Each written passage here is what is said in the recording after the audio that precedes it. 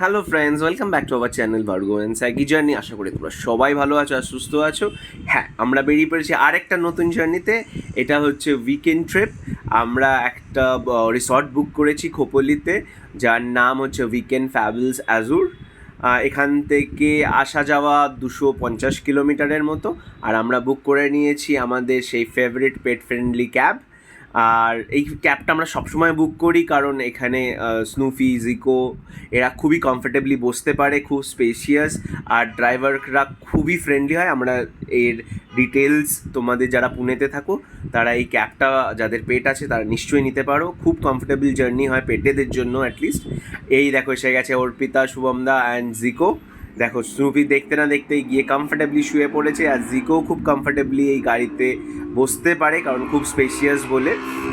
এই জার্নিতে আর কাছে জেন আছে, আর এমাও আছে আমাদের সাথে। হ্যাঁ, আমি শ্রীর নাম নিলাম না কারণ শ্রী নেই এই জার্নিতে আমাদের সাথে আজকে, কারণ শ্রী গেছে কলকাতা। ও ওখানে এনজয় করছে, তাই আমরা ভাবলাম এই উইকেন্ডটা আমরাও পেটেদের সাথে খুব এনজয় করি। এমারা এমা, জেন আর আর্ক তাদের নিজেদের গাড়িতেই আসছে, তারাই এই গাড়িকে ফলো করছে। অন দ্য ওয়েতে খুব খিদে পেয়ে গেছিলো, তো সাবওয়ে দেখে দাঁড়ালাম। আমরা কিছু স্ন্যাক্স তুলে নেব, ব্রেকফাস্ট করা হয়নি তাড়াহুড়োতে।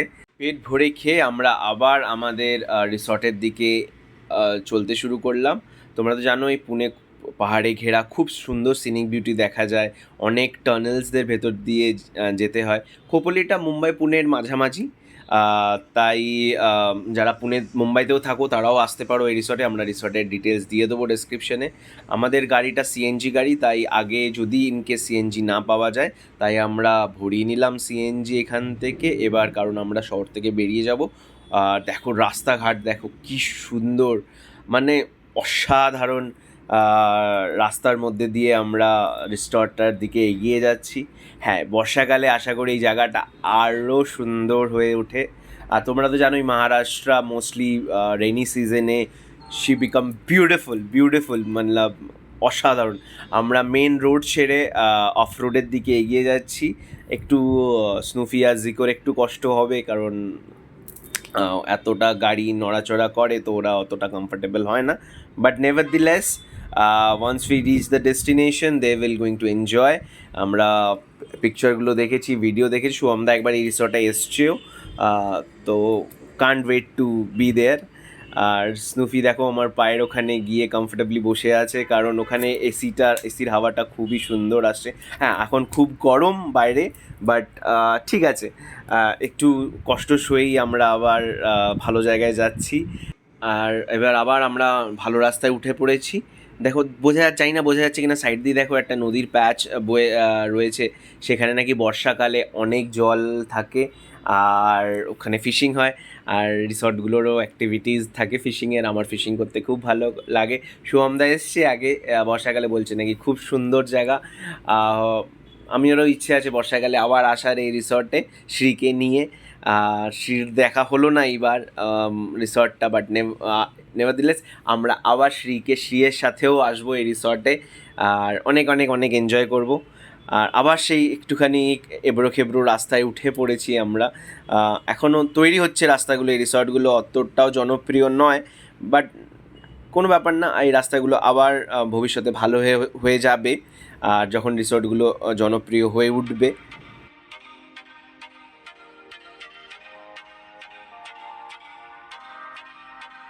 আমরা পৌঁছে গেছি আমাদের রিসর্টে। দেখো খ্যান্ডালা ভ্যালি বলে এই জায়গাটার নাম।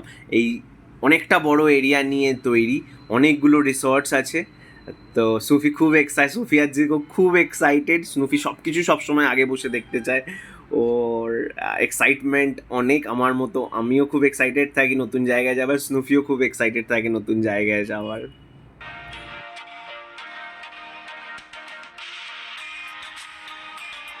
অবশেষে আমরা পৌঁছে গেছি আমাদের রিসর্টে। আর জেন আর ইমাও পৌঁছে গেছে সাথে সাথে। আজুরে উইকেন্ড ফ্যাবলস বলে রিসর্টটার নাম, আমরা ডেসক্রিপশনে দিয়ে দেবো রিসর্টটার ডিটেলসগুলো। এবার চলো যাওয়া যাক ভেতরে।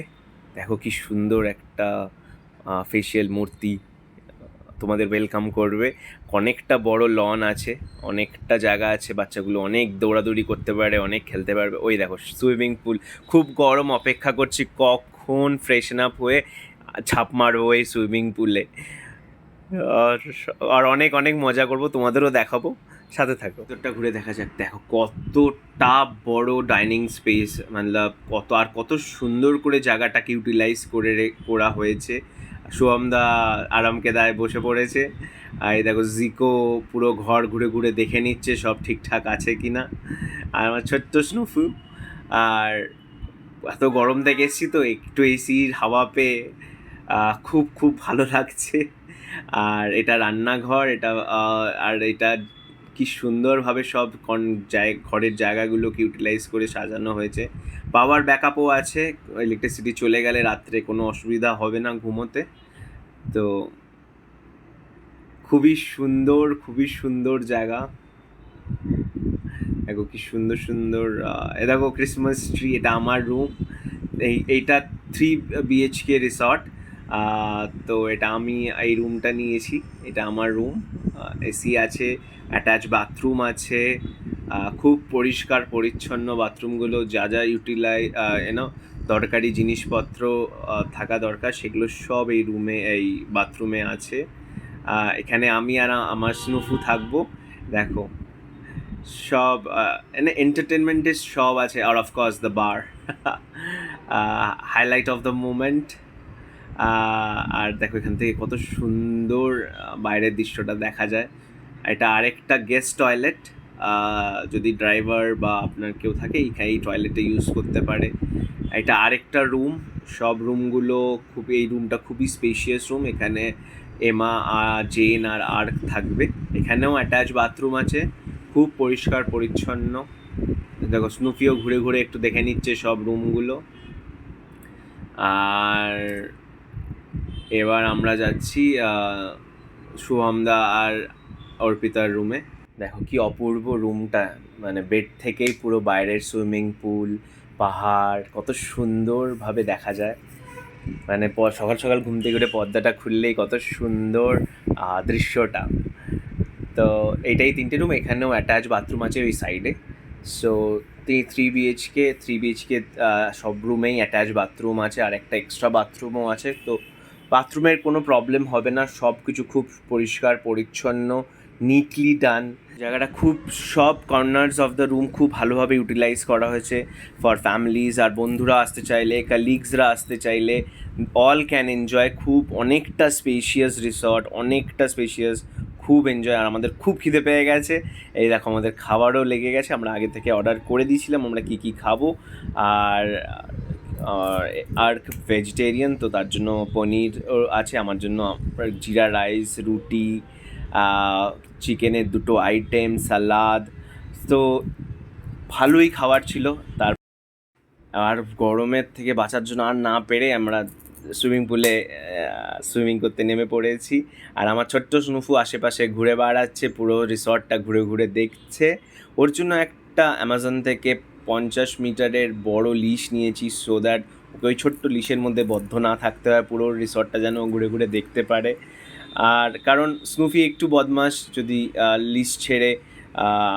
লিস্ট ছাড়া করি তাহলে পালিয়ে যাওয়ার সম্ভাবনা আছে।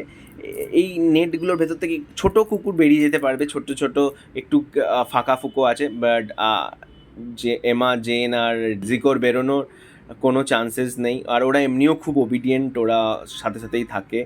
স্নুফি একটু বদমাশ, আর আশেপাশে পুরো জঙ্গলে ঘেরা, তো কখন যদি বেরিয়ে যায় তাই ওকে একটু বেঁধে রাখতে হয়। এ দেখো জেন আর জিকো সুইমিং করছে কত সুন্দর। আমি স্নুফিকে জলে নামালাম না, কারণ ওর জল অতটা পছন্দ না, but she is a very good swimmer.